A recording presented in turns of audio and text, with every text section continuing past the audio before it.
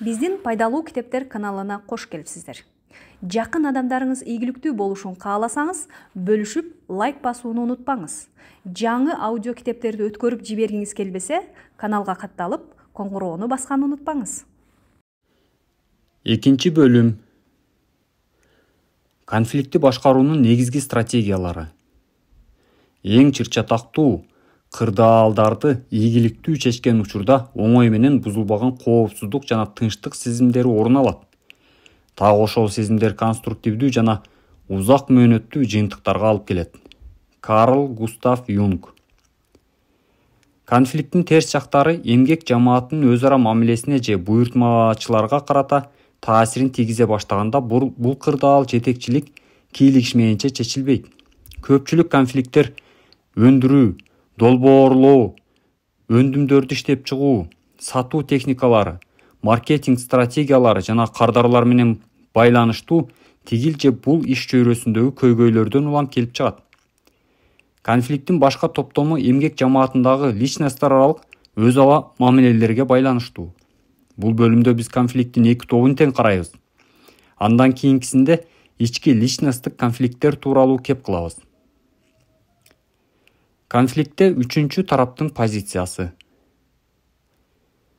Олуттуу кесепеттерге алып келе турган баардык конфликттерди ыкчам түрдө жөнгө салуу үчүн болгон чараларды көрүү керек.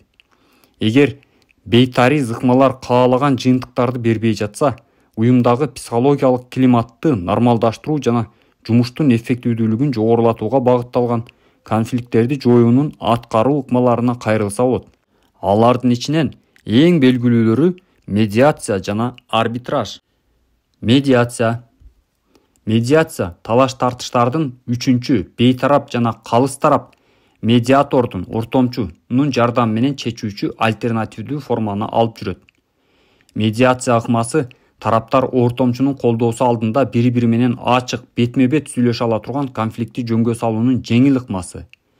Медиатордун милдети тараптардын өз алдынча макулдашуусу менен конструктивдүү чечим кабыл алууларын шарттаган коммуникация процессин түзүп берүү жана чыр-чатактуу кырдаалдарды талдоого алуу.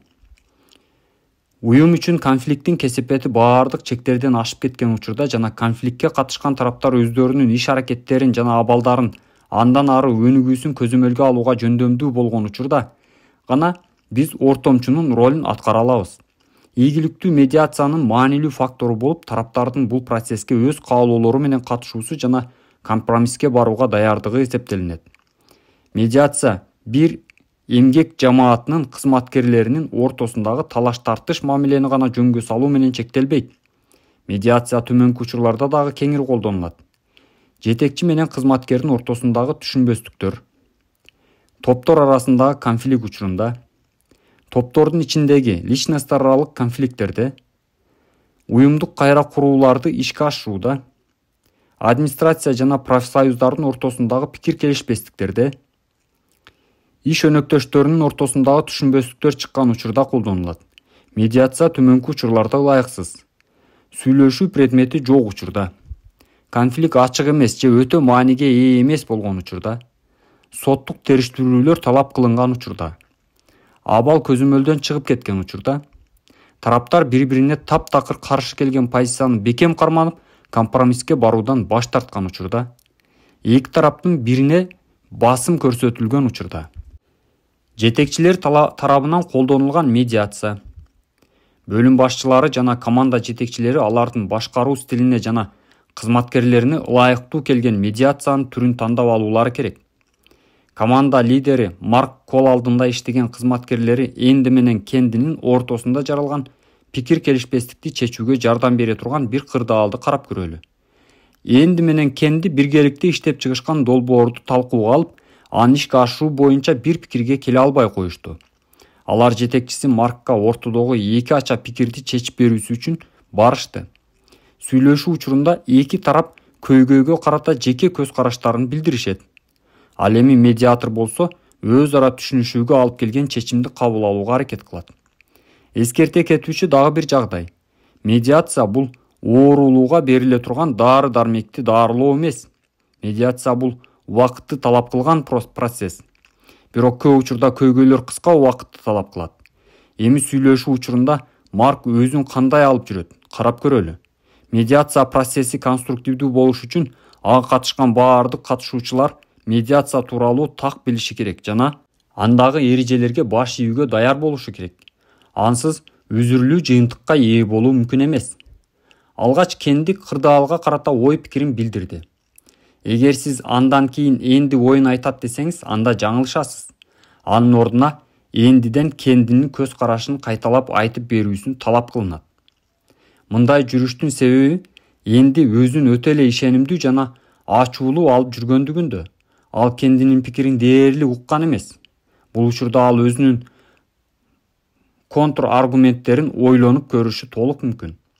Кендинин сөздөрүн кайталагандан кийин ал биринчи угуп көрүш керек экендигин түшүндү. Каршылаштын ой пикирин үн чыгарып кайталап айтуу процесси айтуучунун каршы тараптын пикирин ойлонуп көрүүгө мажбурлайт. Бул процесс башкалардын позициясын жакшылап кабыл алууга жана түшүнүүгө жардам берип, каршылаштардын ортосундагы өз ара макулдашуу мүмкүнчүлүгүн жогорулатат. Мындан тышкары, бул процесс энди өз оюн айтканга чейин эле айрым талаш маселелерден ачыкталып, түшүнүктүү болуп калуусуна жол ачты. Көп учурда конфликттин себеби болгону жөнөкөй гана түшүнбөстүктөр экендиги таң калтырат. Андан ары баары баштагыдай кайталанат. Болгону башкача ырааттуулук менен. Энди сүйлөйт, кенди кайталайт. Дискуссия учурунда Марк ортомчу катары катышууда. Эки тараптын тең айткандарын жазып алат дагы, андан соң кенди жана энди менен талкууга алат. Мисалы, ал мындай деп айтышы мүмкүн. Мен көрүп тургандай, долбоорду жайылтуу боюнча пикириңер 80%га дал келип жатат. Эми келгиле, эки ача пикир жараткан пунктту карап көрөлү. Көпчүлүк конфликт жараткан кырдаалдарда талаш маселелерден караганда жалпы бирдей пикирлер басымдуулук кылат. Марк бул маселени эки тарапка ачыктап көрсөтүү менен алардын пикирлери чындыгында анчалык деле айырмаланбай тургандыгын түшүнүүгө жардам берет. Андан соң катышкандардын көңүлүн өз ара макулдашуу менен чече турган маселеге бурат. Убакытты үнөмдөө жана көйгөйдү конструктивдүү түрдө чечүү максатында иштин регламентин түзүү зарыл. Биринчи сүйлөшүүгө 2 саат бөлүндү дейли. Бирок убакыт бүтүп калгандыктан чечилбеген маселелер калып калды. Мындай учурда талкууну башка күнгө белгилөө керек. Бул убакыттын аралыгында энди менен кенди айрым талаш маселелерди өз алдынча чечип алышы мүмкүн. Тараптар компромисске барууга макулдугун беришкенден соң кийинки официалдуу жолугушууга чейин эле бир топ эки ача пикирлер жана түшүнбөстүктөр чечилип калышы мүмкүн. Мисалы, кийинки дискуссия 1 саатка жылдырылып, бул аралыкта баардык көйгөй чечилип калды. Мындай учурда, эгер долбоор токтоосуз түрдө ишке ашырууну талап кылып жатса, медиациянын жыйынтыктай берсе болот. Эгерде эле айрым маселелер пикирге сыйбай жаткан болсо, Марк медиатор ролунда арбитр ролуна өтүп, зарыл болгон чечимди өзү чыгаруусу керек. Негизги арбитраждык стратегиялар тууралуу бир аздан кийин сүйлөшөбүз. Уюмдун кызматкерлеринин тарабынан конфликттерди жөнгө салынуусу. Айрым талаш маселелер формалдуу жагдайда оңой чечилет. Бул учурда медиатор катары атайын адистер же жетекчинин өкүлдөрү эмес, кызматкердин ичинен бирөөсү болот. Бул процесс кандай шартта жүрө тургандыгын карап көрөлү. Биринчи, медиатордун кириш сөзү. Дэвид азыр тажрыйбалуу медиатор. Ал жолугушууну эки тарап менен таанышуудан жана өзүн тааныштыруудан баштайт. Ал мындай кырдаалда эң баштан эле достук, маанайды карманып туруу жана ачык дискуссия менен кызматташууга шарт түзгөн атмосфераны жаратуу керек экендигин билет. Дэвид алдындагы процесстеги өзүнүн ролун жана сүйлөшүүнүн катышуучулары менен колго алына турган көйгөйгө карата бейтарап позициясын түшүндүрөт. Андан соң ал тараптарды медиациянын этаптары менен тааныштырат. Биз карай турган иш менен таанышып чыктым жана биздин алдыдагы ишибиз мындай шартта жүрөт. Дэвид процесстин катышуучуларынын ар бирине күн тартибинин бирден копиясын таратып бергенден кийин кандайдыр бир түшүнбөгөн суроолору же толуктоолору барбы жокпу тактайт. Андан соң алар алдыдагы сессиянын регламентин аныктоого түшөт. Экинчи, декларациялоо, талкуулоо жана отурумдун жүрүм-турум эрежелерин кабыл алуу. Медиация кызматын көрсөткөн уюмдар аталган процедураны өткөрүү боюнча жеке эрежелерин иштеп чыгышат. Ал эрежелер катышуучуларга отурумдан 1 күн мурда берилет. Дэвид катышуучулардын эрежелерди түшүнүп, аларга макул экендигин тактоо үчүн дагы бир жолу суроолору барбы, жокпу сурайт. Андан тышкары, Дэвид күн тартибинин азыркы пункту боюнча катышуучулардын сунуш пикирлерин бар же жок экендигин тактайт. Процесстин жүрүшүндө ал медиациянын катышуучуларына тараптардын негизги жүрүм-турум эрежелери менен тааныштырууну улантат. Ар бир катышуучуга өз ой пикирин ачык айтууга мүмкүнчүлүк берилет. Сиздин жеке көз карашыңыз бар экендигин түшүнөбүз. Ал туура же туура эмес деп бааланбайт. Биз бири-бирибизге сый-урмат менен мамиле кылабыз. Үнүбүздү өктөм чыгарбайбыз. Бири-бирибизге жаман сөздөр менен шек келтирбейбиз. Биз бир макулдашууга келүү үчүн баардык күчүбүздү жумшайбыз. Биргеликте макул болуп кабыл алынган келишимдин шарттарын сактайбыз. Дэвид тараптардын аталган эрежелерди сактай тургандыгы боюнча макулдуктарын алат. Эгер тараптар медиацияга даяр эмес болуп, процедуранын келишимине кол коюудан баш тартып жаткан болсо, анда бул процедураны өткөрүүнүн эч кандай кажети жок. Үчүнчү, тараптардын ар биринин кырдаалга карата көз караштарын билдирүүсү. Биринчи киришүү этабынан соң процесстин ар бир катышуучусуна кырдаалга карата жеке көз карашын билдирүү мүмкүнчүлүгү берилет. Биринчи болуп медиацияны өткөрүү сунушун киргизген тарап сөз баштайт. Ортомчулук милдетти аткарган Дэвид сүйлөп жаткан тарап регламентти жана процедуралык келишимдин эрежелерин бузбай, көз карашын билдирип жаткан учурда суроо берип же ой пикирин билдирип аларды кылбайт. Буга чейин белгиленгендей эле өз ара жакшы түшүнүшүүнү камсыз кылуу үчүн медиатор бир тараптын айткандарын экинчи тарапка кайталоого берет. Андан кийин экинчи тарап өз позициясын айтат, ал эми биринчи тарап анын көз карашын кайталап айтып берет. Төртүнчү, медиатор тарабынан чогултулган маалымат. Тараптар өз ой пикирлерин айтып бүткөн соң, Дэвид аларга суроо берет. Бул кошумча маалыматтарды чогултууга гана эмес, тараптардын талаш маселедеги эмоцияларын, аларды ажыратып, алардын позициясын объективдүү баалоого жардам берет. Каралып жаткан көйгөй боюнча көбүрөөк маалымат топтоо үчүн тактоочу суроолорду берген оң. Процесстин бул стадиясында медиатордун милдети фактылар менен эмоцияларды угуп жана көрүү, андан соң аларды бири-биринен ажыратуу. Кошумча тактоочу суроолорго мисал келтирип көрөлү. Чындыгында эмне болду эле? Бул тууралуу сиз кандай ойлойсуз? Эмне үчүн мындай ойдосуз? Кандай мисалдар менен көз карашыңызды тастыктап бере аласыз? Ыктымалдуу түшүнбөстүктөрдү жок кылуу үчүн медиатор айтылгандарды жалпылап же кайталайт. Демек, сиздин оюңуз боюнча кайталайт. 5. Фактыларды талдоо жана көйгөйлөрдү аныктоо. Дискуссиянын жүрүшүндө Дэвид мүмкүн болгон баардык маалыматтарды чогултуп, тараптардын объективдүүлүгүнө жана кызыкчылыктарына талдоо жүргүзөт. Ал тараптардын эки ача пикирине алып келбеген көйгөйдүн аспектилерин аныктап алат дагы, аларды талкуулоого кайра карабоону сунуштайт. Андан соң ал белгилүү бир деңгээлде макулдашылган маселелерге токтоп, эң биринчи кезекте ошолорду талкууга алууга чакырат. Көпчүлүк учурда процесстин ушундай шартта жүрүшүнө катышуучулар макул болушат. Конфликттен качып кутула албайсың, мушташтан кутулса болот. Маркус Лукадо, пастор жана жазуучу. 6. Сунуштарды иштеп чыгуу. Конфликттин катышуучуларынын кызыкчылыктарын эске алган ыктымалдуу чечимдерди иштеп чыгууда ар кандай ыкмалар колдонулат. Гипотезалык сценарий. Медиатор катышуучулардан көйгөйдү чечүү боюнча сунуштарын жана ал сунуштары ишке ашкан учурда орун ала турган абалды сүрөттөп берүүлөрүн өтүнөт. Андан соң ал алынган маалыматтарды синтездеп, медиацияга катышкан тараптар макул болгон жалпы бир чечимге келүүгө жардам берет. Кокус. Иштеги талаш-тартыш маселелерди чечүүгө эң натыйжалуу ыкма. Мындан баардык чечимдерди жана макулдашууларды кабыл алууда жетекчиликке алыш керек болгон каршы критерий же жогорку мотив аныкталат. Бир компаниядагы менеджерлердин ортосунда пайда болгон ички конфликт учурунда мындай критерий катары бөлүмдүн кызыкчылыктарынын алдында компаниянын кызыкчылык портреттери эсептелиши мүмкүн. Ал эми маркетинг боюнча конфликтте сатып алуучунун кызыкчылыгы башкы мотив же критерий боло алат. Макулдашууга баруу дайыма эле оңой боло бербейт. Тараптар кайсы бир маселе боюнча өз позицияларында бекем туруп алган учурда медиатор тараптардын ар бири менен кезектеше кокус баарлашуу отурумун өткөрүү зарылчылыгын билдире алат. Бул кокус баарлашуунун жүрүшүндө мээ чабуул ыкмасы менен көйгөйдү чечүүнүн жолдорун тапса болот. Жеке сессиялардын жыйынтыгына таянуу менен медиатор ылайыктуу болгон чечимдерди кароого алып чыгат. Медиатор тарабынан киргизилген сунуш эки тарап үчүнчү жактын кийлигишүүсүз бир пикирге келип алганы эң жакшы жол. Бирок мындай жол табылбаса, медиатор өзүнүн вариантындагы прогноздук сценарийди карап чыгуу сунушун киргизет жана конфликттин катышуучуларына ал вариант эки тараптын тең бирдей кызыкчылыгын коргой турган деңгээлге келгенге чейин модификациялоону сунуштайт. Сүйлөшүүлөр медиация процессинде көпчүлүгү сүйлөшүү жүргүзүүнүн классикалык техникасын колдонот. Сүйлөшүүлөргө медиатор активдүү катышпаса, ал процесс бир жерге барып такалып калышы мүмкүн.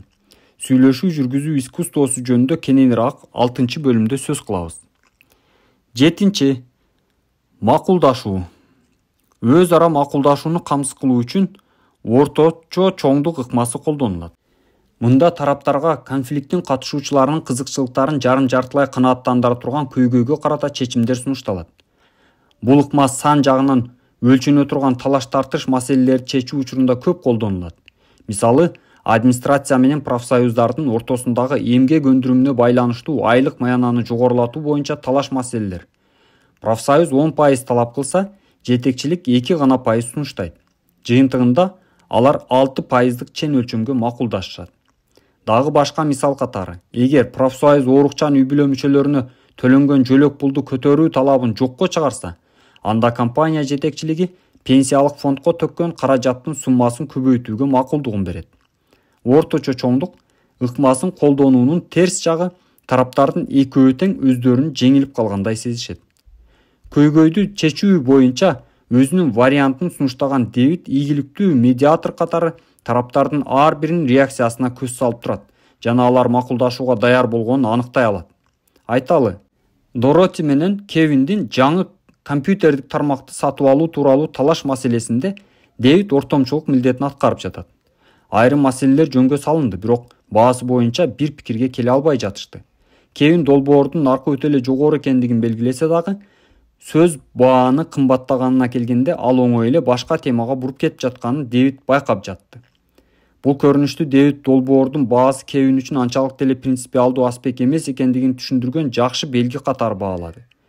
Долбоордун баасына байланыштуу көйгөйдү чечүү үчүн Дэвид мээ чабуул ыкмасын колдонуу менен атайын сессия өткөрүүнү сунуштайт. Кевин сессияда жаңы тармакты тейлөө жагына байланыштуу бушайман болгон оюн билдирди. Ага Доротти буларды айтты. Кевин өндүрүүчү менен түзүлгөн келишим биринчи жылы акысыз тейлөөнү карайт. Алар аны 2 жылга узартат деп ишенем. Эгер жаңы системанын кошумча коопсуздугун эске ала турган болсок, анда бул баа сиз үчүн, биз үчүн ылайыктуу эле болот. Эгер өндүрүүчү мындай шарттарды камсыздап бере турган болсо, анда эки тарап тең бул баага макул болушту.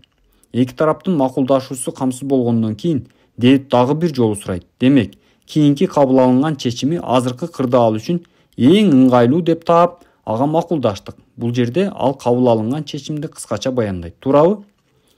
Эгер тараптар толугу менен макулдашууга келишсе, жыйынтыктоочу документтерди түзүүгө өтүшөт. Кырдаалга жараша медиатор тараптардын мындан кийинки үзүрлүү кызматташуусунун перспективалары жана ыктымалдуу түшүнбөстүктөрдүн алдын алуу тууралуу сөз кылса болот. Кимдир бирөө менен талаш-тартышка түшүп калган учурда ортоңордогу мамилени начарлаткан же жакшырткан бир эле фактор болот. Ал фактор кырдаалга карата жасаган сиздин мамилеңиз. Уильям Джеймс. Конфликти жараткан тараптар медиация процессине катышууга макулдугун беришкен учурда, алар бул кадамга өз эрки менен барып жатышканын билсе болот. Алар сүйлөшүү процессинде тең укуктуу жагдайды камсыз кылып, эки тарапка тең бейтарап мамиле жасаган медиаторду чогуу тандашат. Медиатордун негизги милдеттерин карап көрөлү. Медиатордун милдеттери. Медиатордун тажрыйбалуулугунан процесстеги көп нерсе көз каранды болот. Медиация процессин өткөрүүдө сөзсүз сакташы керек болгон ортомчулардын жүрүм-турум эрежелери төмөндө берилген. Сүйлөп жаткан адамды алака катыш же кер байланыш менен камсыз кылып, активдүү угуучу болуу. Экинчи, сүйлөп жаткан адамга суроо же эскертүүлөрдү берип, анын сөзүн бөлбөө. Үчүнчү, кезектеше угуу тактикасын колдонуу. Төртүнчү, процесстин катышуучуларынын ортосунда ачык сүйлөшүүнү колдоо. 5. Бейтарап болуу. 6. Медиация процессин башкаруу. 7. Сүйлөшүүгө катышуу жана чечим чыгаруу учурунда тараптарга тең укуктуу жагдайды камсыз кылуу жана калыс болуу. 8. Тараптардын өз ара макулдашуусун камсыз кылуу. Чатакташкан тараптардын милдеттери. Медиацияны ийгиликтүү өткөрүү үчүн тараптардын төмөндөгүдөй милдеттери каралган. 1. Процесске өз эрки менен катышуу. 2. Медиациянын негизги принциптерин жана эрежелерин сактоо. 3. Талаш маселелерге карата өз көз карашын билдирүүгө даяр болуу. 4. Экинчи тараптын угууну билүү. 5. Башка катышуучулардын жөнсүз иш-аракеттерин көңүлгө албоо. 6. Каршы тараптын кызыкчылыктарын көңүл бөлүп байкоо. 7. Башка тараптардын идеяларына жана каалоолоруна түшүнүү менен мамиле кылуу. Табалабаңыз. Эгер сиздин кесиптешиңиз сунушуңузга көнүп, сиздин тууралыгыңызды кабыл алып жатса, ага аброюн сактап калууга мүмкүнчүлүк бериңиз. Мисалы, мындай айтсаңыз болот: сиз мурда эмне үчүн минтип ойлогонуңузду түшүнөм. Болгону баардык маалыматты талдап чыгууга сиздин мүмкүнчүлүгүңүз болгон жок. Мындан ары дагы көп убакыт бирге иштей турганыңызды унутпаңыз. Артур Пел, философия доктору. Арбитраж. Бир катар көйгөйлүү кырдаалдар медиациянын жардамы менен эле чечилип калбайт. Кээде тараптар медиатор канчалык аракет кылса дагы өз ара макулдашууга келе алышпайт. Айрым учурда тараптардын компаниялар менен субподрядчиктер, кардарлар же өндүрүүчүлөр ортосундагы келишимдер жана эмгек келишимдери талаш маселелери жараткан учурда арбитраждын жардамы менен чечүүгө муктаж болот. Арбитраждык процедура эки тарап тең көйгөйгө карата өз көз караштарын билдирет. Ал эми арбитр талаш кырдаалды жөнгө салуу боюнча чечим кабыл алат. Көп учурда кайра даттанууга мүмкүн болбогон жана акыркы чечимди чыгарган арбитраждын кабыл ала турган чечимине тараптар алдын ала макул болушат. Эгер Дэвидти талаш маселеге карата арбитр болууга чакырышса, анда ал тактикасын кайра куруп чыгуусу керек. Ортомчулук ролун таштап, соттун ролуна өтүш керек. Арбитраж процессинде 5 ырааттуу кадамды белгилесе болот. 1. Далилдерди чогултуңуз. Арбитр эки тараптын тең жөндүү ой-пикирлерин, көз караштарын кунт коюп угуп, ошондой эле кошумча көбүрөөк маалымат топтоого аракет кылат. Бул жөн эле жылаңач далилдер эмес. Тараптардын кызыкчылыгына негизделген маалыматтар болушу шарт. 2. Топтолгон маалыматты ар тараптуу карап чыгып, талаш кырдаалды талоого алыңыз. 3. Көйгөйдү чечүүнүн мүмкүн болгон жолдоруна баа берип көрүңүз. Ал үчүн сот өзүнө суроо берет. Тараптардын сунуштаган идеялары кырдаалды жөнгө салуунун жалгыз гана жолу бу? Алардын ортосунда компромиссти жаратууга мүмкүнбү? Көйгөйдү чечүүнүн башка жолдору барбы? 4. Чечим кабыл алыңыз. Тараптардын аргументтерине берилген баа жана талдоого таянып, арбитр бул кырдаалда кандай иш-аракет жасса боло тургандыгын чечет. 5. Тараптарга кабыл алынган чечим жөнүндө билдириңиз. Каршы тараптар элдешүү келишиминин баардык шарттарын так, туура түшүнгөндүгүнө арбитр ынанымдуу болушу керек. Чыгарылган чечим жазуу жүзүндө болушу керек. Зарыл болгон учурда тараптардын ар бирине кабыл алынган чечимдин бирден нускасы берилет. Андан соң тараптар чечимге карата макулдугун жана аны аткарууга милдеттүү экендигин билдириши керек. Сот кабыл алынган чечимдеги ыктымалдуу түшүнбөстүктөрдү чечим күнүнө киргенге чейин түшүндүрүп, негиздеп бериши керек. Эки процессти салыштыруу. Медиациянын арбитраждан айырмаланган негизги өзгөчөлүгү: медиацияда тараптардын баардыгы кырдаалды талкуулоодо дагы, өз ара макулдашуу чечимин кабыл алууда дагы активдүү катышат. Ал эми медиатор процесстин жүрүшүн гана жөнгө салып турат. Арбитр соттун ролун аткарат. Ал тараптардын далилдүү пикирлерин угуп, эки жактын көз карашын талоого алып, катышуучулардын баарына тиешелүү болгон чечимди чыгарат. Арбитраж процедурасы үчүнчү жак ишти карап, өз чечимин чыгарган соттук процессти эске салат. Тынчтык, чыр-чатактын жоктугу эмес, а пассивдүү же активдүү коркунучтагы конфликттерди жөнгө салган конструктивдүү альтернативдердин болушу. Доротти Томпсон, жазуучу.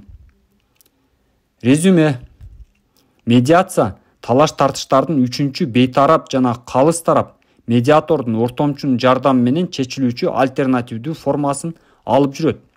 Медиация ыкмасы тараптар ортомчунун колдоосу алдында бири-бири менен ачык бетме-бет сүйлөшө турган конфликтти жөнгө салуунун жеңил ыкмасы. Медиатор тараптар өз алдынча макулдашууга келип, конструктивдүү чечим чыгара ала тургандай шартта коммуникация процессин уюштуруп, талаш кырдаалды жөнгө салышы керек. Медиацияны ийгиликтүү өткөрүү үчүн алдыдагы процесс тууралуу эки тарап тең ачык, так маалыматка ээ болуп, ага катышууга өз эрктери менен макул болушу керек. Медиация процесси төмөндөгүдөй баскычтардан турат.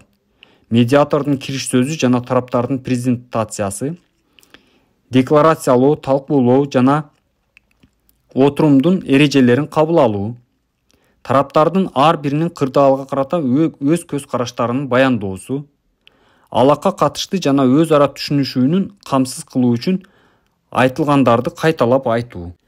Кошумча маалымат алуу үчүн медиатордун тараптардын ар бири менен сүйлөшүүсү, талаш маселелер боюнча ыктымалдуу тикеден-тике катыштардын себептерин изилдөө, сунуштарды иштеп чыгуу, биротоло чечилген макулдашууну камсыз кылуу. Медиациянын ийгилиги медиатордун даярдыгынан жана чыр-чатакка кабылган тараптардын процесске активдүү катышуусунан, бири-биринин пикирин угуп, ага объективдүү баа берүүдөн көз каранды. Талаш тартыштарды жөнгө салуунун альтернативдүү ыкмасы болуп арбитраж эсептелет. Арбитраж процедурасында эки тарап тең кырдаалга карата көз караштарын билдирет. Ал эми арбитр болсо, ал кырдаалды жөнгө салуу боюнча чечим чыгарат. Чечим чыгаруу үчүн арбитр төмөндөгү кадамдарды жасайт. Биринчи, далилдерди топтойт. Экинчи, топтолгон маалыматты карап чыгып, кырдаалдарды талдоого алат. Үчүнчү, көйгөйдү чечүүгө мүмкүн болгон башка жолдорго баа берет. Төртүнчү, чечим чыгарат. Бешинчи, чечим менен тараптарды тааныштырат, алардын элдешүү келишиминин шарттарын так туура түшүнгөндүгүнө ынанат. Биздин пайдалуу китептер каналына кош келипсиздер. Жакын адамдарыңыз ийгиликтүү болушун кааласаңыз, бөлүшүп, лайк басууну унутпаңыз. Жаңы аудио китептерди өткөрүп жибергиңиз келбесе, каналга катталып, коңгуроону басканды унутпаңыз. 3 бөлүм. Личносттук же жеке конфликттер. Адамдардын ортосундагы түшүнбөстүктөр бул табигый жана качып кутулууга мүмкүн болбогон процесс. Биз 1 бөлүмдө баса белгилегендей, создуктурулган, чечилбеген конфликттер эмгек өндүрүмдүүлүгүн төмөндөтүп, компаниянын натыйжалуу иштөөсүнө тоскоолдук жаратат. Көпчүлүк адамдардын конфликтке карата реакциясы андан качып кетүүгө аракет кылуусу менен байкалат. Нормалдуу жумуш атмосферасын сактап калуу максатында алар ортого чыккан көйгөйгө көз жумуп коюшат. Мындай позиция адамдын ичине каршы пикирлерди гана толтурбастан, кесиптик максаттарды ишке ашырууга да тоскоолдуктарды жаратат. Эгер талаш кырдаалга андан ары өсүш мүмкүнчүлүгү катары карап, эки ача пикирди конструктивдүү жана кесипкөй деңгээлде чече турган болсок, чындыгында биз каршылаштарыбыздан көп нерсени үйрөнө алабыз. Изилдөөлөр боюнча ийгиликтүү чечилген конфликттер жумушта дагы, жеке жашоодо дагы өз ара сыйырматтык мамилени жогорулатып, жеке личносттар аралык мамилени бекемдөөгө жардам берет. Бул бөлүмдө биз чыр-чатактуу кырдаалдарда көрсөткөн жеке жүрүм-турумубуздун өзгөчөлүктөрүн, айрыкча бизди тирүүлөй тебелеп жаткан учурдагы абалыбызды карап көрөбүз. Биз эмоцияларыбызды кантип башкарабыз? Каршылаш менен кантип талаш тартыш жүргүзөбүз жана көз карашыбызды так, башкаларга түшүнүктүү болгудай кылып кантип жеткиребиз? Мына ушулар тууралуу маалымат алабыз. Бул маалыматтар конструктивдүү чечимге келүүгө, ортого чыккан ача пикирди жөнгө салууга жана кийинки жеке жана биргеликте үзүрлүү иш алып барууга жол ачат. Кырдаалды башка адамдын көз карашы менен чын дилиңизден карап көрүүгө аракеттениңиз. Дейл Карнеги. Личносттун профили. Бул чындыгында эле менминби? Чыр-чатактуу кырдаалдарда өзүңүздү жана жүрүм-турумуңузду жакшы түшүнүү үчүн төмөнкү анкетанын ар бир пунктун кунт коюп окуп чыгыңыз жана 3 варианттын ичинен туура келген жооптордун санын тушуна коюңуз. Биринчи чанда, экинчи кээде, үчүнчү дээрлик дайыма. Биринчи суроо. Мен башкалардын көз карашын кабыл алууга жөндөмдүүмүн. Экинчи. Мен талаш тартышка түшүп, өз пикиримди аягына чейин өзгөртпөйм. Үчүнчү, эки башка пикир жаралган учурда мен каршылашка асылбастан көйгөйдү дипломатиялык жол менен чечүүгө аракет кылам. Төртүнчү, менин оюм боюнча башкалар мени адаштырууга аракет кылып жатышат. Бешинчи, мен башкалардын пикирине каршы келсе дагы ой пикиримди жана көз карашымды сылыктык менен айтып жеткирем. Алтынчы, мен бир нерсеге каршы болгондо унчукпай эле коюуну туура көрөм. Жетинчи, башкалардын пикирин объективдүү түрдө угам. Сегизинчи, эгер мен бирөөнүн пикирине каршы болсом, эмоцияларымды ачык көрсөтөм. Тогузунчу, талаш тартыш учурунда үнүмдү өктөм чыгарып жиберем. Онунчу, өз оюмду бекем кармоо менен башкалардын кадыр баркын төмөндөтө алам. 11. Мен компромисске бара алам. 12. Мен таптакыр эле тартынбай турган адам экенимди көп айтышат. 13. Кандай гана кырдаал болбосун, өз оюмдан кайтпайм. 14. Жолугушуу жана чогулуш учурунда курч деңгээлде өткөн дискуссия зарыл деп ойлойм. 15. Сөз сүйлөп жатканда жеке позициямды так жана ишенимдүү жеткире алам. Упайларды эсептөө. 1, 2, 4, 6, 8, 10, 9, 12, 13, 14 жана 15 суроолордун жоопторун кошуңуз. Андан чыккан суммадан 3, 5, 7, 11 суроолордун жоопторун кемитиңиз. Бул жыйынтык эмнени түшүндүрөт? 1-ден 4-кө чейин. Пассивдүү же жигерсиз адам. Бул топтогулар конфликттен качууга аракет кылышат. Мындай кырдаал мүнөзү оор же салыштырмалуу түрдө көз карашы мыктыларга абалды өз кызыкчылыгына чечип алуусуна шарт түзөт. Анын кесепети пассивдүү адамга оор сокку болуп тиет. 5-тен 10-го чейин. Өзүнө ишенген адам чыр чатактуу кырдаалда өзүн тажрыйбалуу кишидей алып жүрөт. Бул башкаларга караганда артыгыраак позиция. Талаш тартышка өтпөй туруп өзүнүн идеяларын жана көз караштарын билдире алат. Ушундай эле сылыктык менен абалды андан ары улантат. Башкалардын ой пикирин объективдүү угуп, жеке пикирин эмоцияларсыз жайбаракат негиздеп берет. 11 жана андан жогору. Агрессивдүү. Бул түрдөгүлөр ушунчалык эч нерседен тартынбаган жана бет алганын бербеген адамдар болгондуктан, башкалар жөнөкөй эле сүйлөшүүдөн дагы качышат. Мындай адамдар башкалардын пикирин угуп, эмоцияга алдырбай, өз пикирин билдиргенге гана жеңишке жетет алышат. Эгер сиз кырдаалды чыр чатакка жеткирбей, өз пикириңизди конструктивдүү түрдө билдирүүнү үйрөнгөн болсоңуз, демек сиз бизнесте, үй бүлөдө, дегеле жашоодо ийгиликтүү өз ара мамиле куруунун сырын аштыңыз. Бернард Мельцер, радиокомментатор. Көйгөйлүү кырдаалдарда адамдардын жүрүм-турумунун өзгөчөлүктөрү. Көпчүлүк адамдар конфликтти конструктивдүү жол менен чечүүдөгү тоскоолдуктарга алардын көз карашын жана ишенимдерин кимдир бирөө опузалаган жана шек санаган учурда кабылат. Карама-каршы пикирлердин жалынын өчүрүү үчүн көйгөйлүү кырдаалдарда адамдардын жүрүм-турумунун өзгөчөлүктөрүн билүү кажет. Бул бөлүмдүн башында айтылгандай, конфликтке баардыгыбыз ар түрдүүчө реакция кылабыз. Ошол эле учурда көпчүлүгүбүз дискомфорт сезимине дуушар болобуз. Көйгөйлүү кырдаалдарга карата адамдардын түрдүү реакциясы кененирээк карап көрөлү. Эң көп байкалган реакция бул көйгөйдү жекелештирип жиберүү. Башкача айтканда, кимдир бирөөнүн сөзүн же иш аракетин өзүңө карата кабыл алуу. Бул учурда кайрымдуу эмоциялар иштелип чыгат. Көйгөйдүн өзүнө көңүл бурбастан жекеге өтүп кетебиз. Дагы дарегибизге ыргый турган таштардан коргоно баштайбыз. Ага карата бир мисал карап көрөлү. Жаңы өндүрүмдү киргизүү боюнча уюштурулган дискуссияда уюмдун башкы маркетологу Бет өзүнүн маркетинг стратегиясын тааныштырды. Аймактык сатуу иштеринин өкүлү Меган анын планын иш жүзүндө жарабайт деп баалады. Мунун баары болгону теория. Иш жүзүндө мындай ыкма таптакыр иштебейт деди. Мейган өзүнүн аргументтерин жана контр аргументтерин айтуунун ордуна сезимдерине эркиндик берип жиберди да буларды айтты. Бет жана өздөрүн маркетинг тармагынын эксперти деп атагандар иш жүзүндө чындап иштеген планды ойлоп таба алышпайт. Алардын бардыгы теоретиктер жана эч качан сатып алуучулар менен иштешип көргөн эмес деди. Ал эми Бет болсо Мейгандан эмне үчүн сунушталган план иштебейт деп ойлоп жатканын сураш керек эле. Бирок Бет Мейганын айткандарын кемсинтүү катары кабыл алып, буларды да ойлоп жиберди.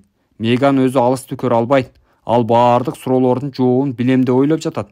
Ошондуктан кызматкерлердин баардык сунуштарына каршы чыга берет. Көйгөй менен түшүнбөстүктөрдү жеке кемсинтүүлөрдөн айырмалай албаган адамдар конфликттин баштоочулары болушат. Алар көйгөйдүн маңызын түшүнүшпөйт. Ошондуктан керектүү шартта талаш тартышты жүргүзө алышпайт. Алар өздөрүнүн оюна өтө ишенип алышат жана башка кишинин пикири тууралуу ойлонушпайт дагы. Бир дагы оппозицияны тааныгысы келбейт. Компромисске айла жоктон гана барышат. Чыр чатактуу кырдаалга кабылганда күнөөлөрүн моюнга алышпайт. Көйгөйлүү кырдаалга рационалдуу эмес, эмоционалдуу мамиле кылышат. Эгер эмоционалдык реакцияны артка калтырбаса, көйгөйлүү кырдаал жакшы жакка өзгөрбөйт. Андан тышкары, андай кырдаал уламдан улам кайталана берет. Бул учурда жетекчилик кол алдындагылардын көйгөйүн маңызынан чыгып, башка тарапка кетип бара жаткандыгын кабыл алыш керек дагы, аларды конструктивдик дискуссияга чакырышы зарыл. Ал эми дагы башка адамдар көйгөйлүү абалды эсепке алышпайт. Бирок аларга мындай чыңалган атмосфераны өздөрү гана сезип жаткандай же көйгөйлүү кырдаалды өздөрү гана көрүп жаткандай туюлат. Натыйжада алар көйгөйгө көзүн жумуп коюуну чечишет. Ал эми көйгөй болсо ошол бойдон чечилбей тура берет. Мындай түрдөгү адамдардын катарына кандай гана конфликт болбосун жеңилип калам деп эсептеген адамдарды кошсо болот. Алардын каршылаштары бийлиги бар же таасирдүү тарап болушу мүмкүн. Бул адамдар баары бир жеңилем деген ойго ишенип алышкан. Ошондуктан көйгөйдү чечүүгө аракет жасоонун кереги жок деп эсептешет. Мындай көрүнүш орун албаш үчүн кызматкерлер өздөрүнүн жеке пикирин башкалар сыйлай тургандыгын жана каалаган учурда көйгөйлөрү менен жетекчиликке кайрылууга мүмкүн экендигин билүүлөрү керек. Мындай түрдө ойлонуу конфликттерди конструктивдүү чечүүгө жардам берет. Тез таарынган жана көп нерсени жүрөгүнө жакын кабыл алган кызматкерлердин ой пикирине кошумча көңүл буруу керек. Ал үчүн жетекчилик кызматкерлерге карата сурамжылоо уюштуруп туруусу зарыл. Конфликтке катышууну каалабаган адамдар чыр чатаксыз же жигерсиз личностторго кирет. Адатта алар биринчиден чыр чатактуу кырдаалда чечим чыгаруу жоопкерчилигин каршылашына өткөрүп берип коюуну туура көрүшөт. Экинчиден конфликттен качып кутула албагандыгына аябай өкүнөт. Үчүнчүдөн конфликттерди уюмдун жетекчиси чечиш керек деп эсептейт. Адамдардын дагы бир түрү тескерисинче окуянын чордонунда болууга аракет кылат жана конфликт жаралган кырдаалда өзүн суудагы эркин балыктай сезет. Алар көп учурда өздөрүнүн көз караштарына бекем ишенет жана башкалардын пикирине кошулууну каалабайт. Роджер менен анын жетекчиси Кайл көйгөйдү чечүүдө бир пикирге таптакыр эле келе албай коюшту. Роджер долбоорго карата өзүнүн планын түзгөн жана ал Кайл сунуштаган планга караганда алда канча мыкты деп эсептейт. Анын позициясын эч нерсе өзгөртө албайт эле. Кайл Роджердин долбоорун пландалган бюджеттен ашып кете тургандыгын байкады. Ал эми өзүнүкү мыкты болбосо дагы азыраак чыгым сарптап, кыска мөөнөттүү перспективанын толкунунда кармап турууга мүмкүнчүлүк берет. Ал Роджердин сунушуна макул болуусун өтүнүп, кийинки жолу долбоорго мындан жогорку сметалык бааны бекитүүгө бар күчүн жумшай тургандыгын жана Роджердин долбоорун сөзсүз карай тургандыгына убада берди. Ушундай жол менен Кайл Роджердин пикирине кызыгуусун дагы, аны сыйлай тургандыгын дагы көрсөтүп, уюм үчүн ал баалуу кызматкер экендигин билдирди. Роджер болсо сунушу четке кагылып калгандыгына карабастан, өзүнүн маанилүү экендигин сезип, экинчи жолу позициясын таңуулаган жок. Конфликти баштоочулары жана активдүү катышуучулары төмөндөгүдөй өзгөчөлүктөргө ээ. Биринчи, талашып тартышканды жакшы көрүшөт. Экинчи, конфликт мээнин иштешин жакшыртат жана көйгөйдү конструктивдүү чечүүгө жардам берет деп эсептешет. Үчүнчү, конфликттин өөрчүтүп жиберүүчү жөндөмдүүлүккө ээ. Төртүнчү, талаш тартыш кырдаалда компромисске барууну эмес, үстөмдүк кылууну каалашат. Конфликтти чечүүдө конструктивдүү жана калыс мамиле жасоо керек. Ал үчүн биз биринчи адамдар бир эле кырдаалга ар түрдүүчө реакция жасашкандыктан конфликттен качып кутулууга болбой тургандыгын түшүнүшүбүз керек. Экинчи, көпчүлүк адамдар ачык конфликтке барышпайт. Мындан улам эмгек жамаатындагы мамиле чыңалып, начарлай баштай тургандыгын эске алышыбыз керек. Үчүнчү, конфликттин өзүн көйгөйдү конструктивдүү түрдө талкуулоого жол ачкан мүмкүнчүлүк катары карашыбыз керек. Төртүнчү, ыктымалдуу көйгөйлөрдүн алдын алып, аларга убагында чара көрүүгө аракет кылышыбыз керек. Бешинчи, конфликтти жаңы тажрыйба топтоо процесси катары колдонушубуз керек. Алтынчы, көйгөйлөрдү эки тараптуу өз ара сүйлөшүүлөрдүн жардамы менен чечишибиз керек. Талаш тартыш жүргүзүү искусствосу. Иш чөйрөсүндөгү конфликттерден кутулуу мүмкүн эмес. Кесиптештерибиз дайыма эле биздин ой пикирибизге макул боло беришпейт. Эгер албетте айланабызды эки жүздүүлөр менен курчап албасак. Ал эми айрымдары идеяларын бекем тамуулаганга чейин барышат. Кадыр барктуу жана сылык сыпайылык жүрүм-турум бул түшүнбөстүктөрдү, каршылыктын агрессиясын чакырбастан жай абалда тынч чечип алуу. Талаш тартышты сыпайылык менен жана конструктивдүү түрдө жүргүзүүнүн айрым эрежелерин төмөндө беребиз. Биринчиден, кырдаалды маектешиңиздин көз карашы менен карап көрүңүз. Балким мындай көйгөйдү чечүүдө анын тажрыйбасы барчага ар. Экинчи адамдын жүрүм-турумунун себебин түшүнүүгө чын дилден аракет кылып көрүңүз. Эмпатия көрсөтүңүз. Активдүү угуучу болуңуз. Келип чыккан эки ача пикирди жакшыраак түшүнүү үчүн каршылашыңызга суроо бериңиз. Үчүнчү, конфликт учурунда каршылык көрсөтүп жатканда сезимдериңизге көңүл буруңуз. Каршылыгыңызга терс баа бербеңиз. Мисалы, сиздин диалектиңиз жетишсиз дегенин ордуна мындай ынандырууга кандай себептер болуп жатканын көбүрөөк билгим келет дегениңиз туура болот. Эгер сиз өзүңүздү күнөөлөө менен баштасаңыз, анда маектешиңизге каршы чакырык таштаган болосуз, дагы анын терс реакциясына дароо туш келесиз. Талаш тартышты бул мындай түрдө баштоо менен сиз ой пикириңизди угуза айтуу мүмкүнчүлүгүн төмөндөтөсүз. Төртүнчү, соккуну жайлатуу үчүн метафораларды колдонуңуз. Мисалы, сиз эмне жөнүндө айтып жатканыңызды түшүнөм. Мен сиздин пикириңизди албетте сыйлайм. Бешинчи, элдешүүгө багытталган растоолордо бирок ошентсе да, анткен менен же баары бир андай болсо дагы деген сөздөрдөн качыңыз. Мындай сөздөр каршы пикирди билдирип, каршылашыңызды чындап түшүнүп жатканыңызга шек санатат. Анын ордуна бир аз тыным жасаңыз. Андан соң төмөндөгүдөй айтымдардын бири менен сөздү улансаңыз болот. Келиңиз, муну да талкуулап көрөлү. Бул аспектке кандай карайсыз? Эгер жасай турган болсок кандай болот эле? Сиз буга чейин ушул тууралуу ойлонуп көрдүңүз беле? Мына бул эки идеяны салыштырып көрүңүзчү.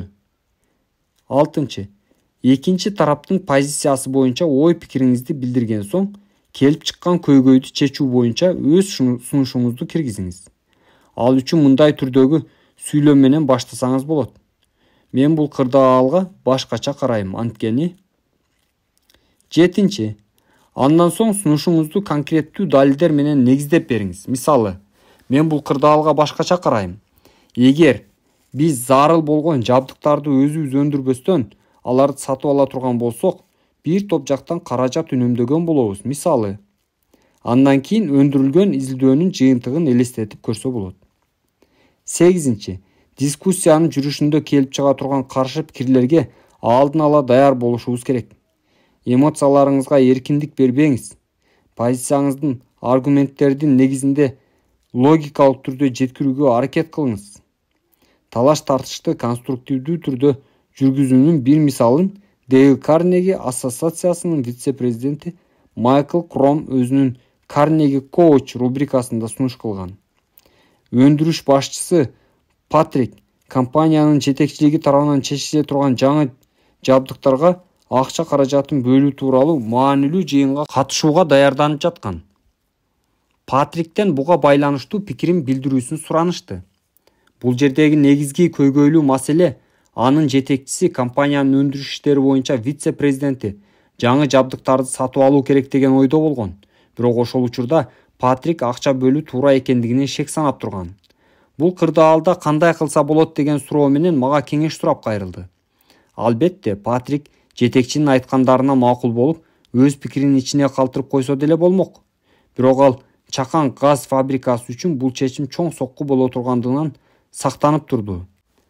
Дароо 60 киши жумушсуз калганда, мен сизге айткам деген сөздүн эч кандай жардам бере албайт болчу.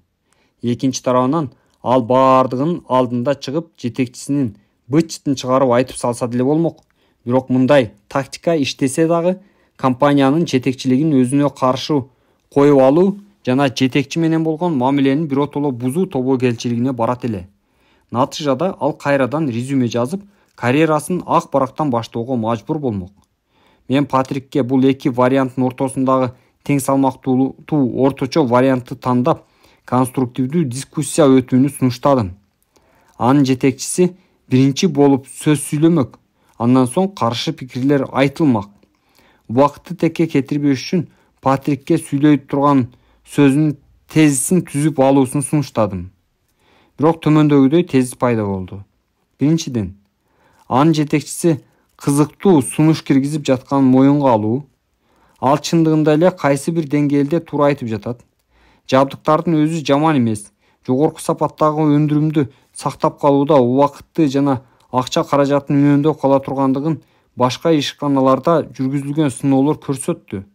Ошол учурда атаандаштыкты сактап калуу үчүн алардын компаниясы жаңы жабдыктарга муктаж эле. Экинчи, жеке көз карашты билдирүү. Бирок же ошентсе дагы деген сөздөр менен баштабаш керек. Бул абалды курчутат. Ал жетекчисинин сунушун баалуу экендигин айткандан кийин бир аз тыным жасап, анан биздин чечимибизге таасирин тийгизе турган бир катар факторлорду карап чыктым деп улантса болот. Бул маселени ачык талкуулоого өтүүгө жол ачкан бейтарап айтым болот. Үчүнчү, колдоо бар болгон маалыматтарды сунуу. Алгач Патрик көз карашын сандар менен, отчеттордун жардамы аркылуу аргументтештирип, жетекчисинин сунушу ылайыксыз экендигин айтып, ачуусун билдиргиси келген.